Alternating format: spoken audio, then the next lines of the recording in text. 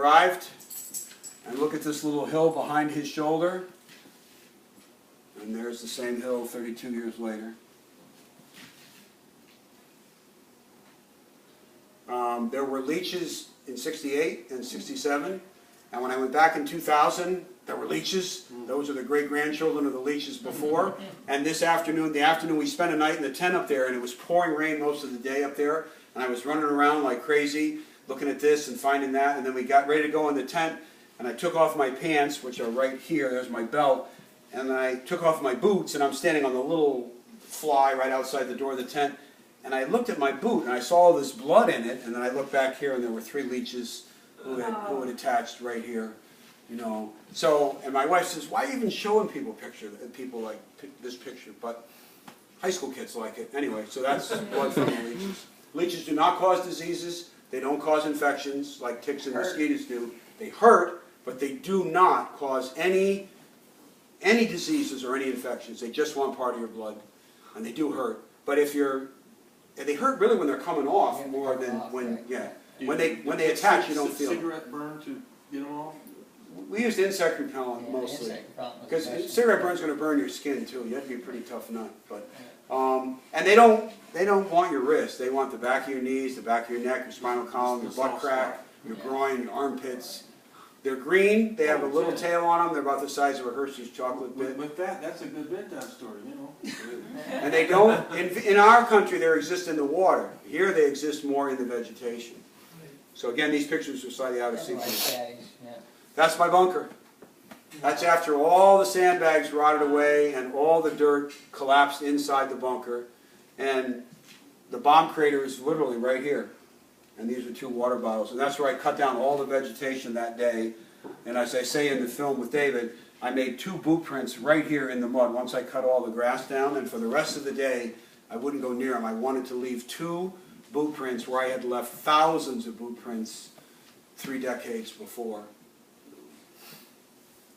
And that's the ridge line. You saw that photo. You saw that photo. And that's what it looks like 32 years later.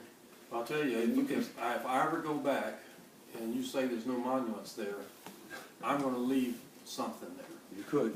And like going on the moon and they leave a flag or something. You could do that. I'd have something of Steve's there, maybe some sort of concrete or something, and just drop it down. What's this? It's It's a triangle. The trees are growing back in exactly the same shape, and where the guy gave me the finger is right over here. It's exactly the same. I hope these last ones are in sequence. They are. I did not take these photos. Okay, what you're going to see now, I took this photo in 1968. I went back in 2000, 32 years later.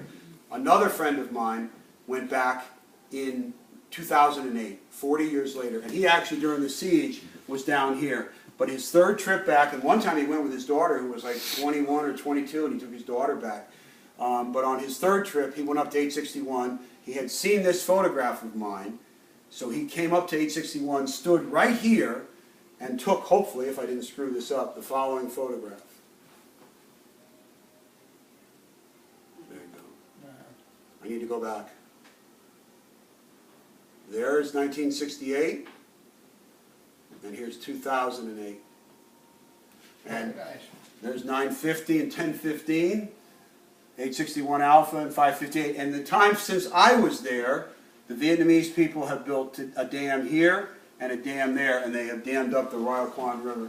And behind it, out this way to the north and the west, is all one big lake. All that shrapnel and all that stuff is all covered now by water. And the purpose of the lake is to hold water for They generate electricity, electricity. and they also have fishing boats, and they fish on the lake. Incredible, really, you know. And one of my kids did this. He put the 2 of them together. Before and after. And if you're dyslexic, it looks like that. And I told you that cut of land north of 861 with the cuts and the grooves in it. It's right here. Yeah, and that's the lake. And that's all my pictures. So. Well, good job.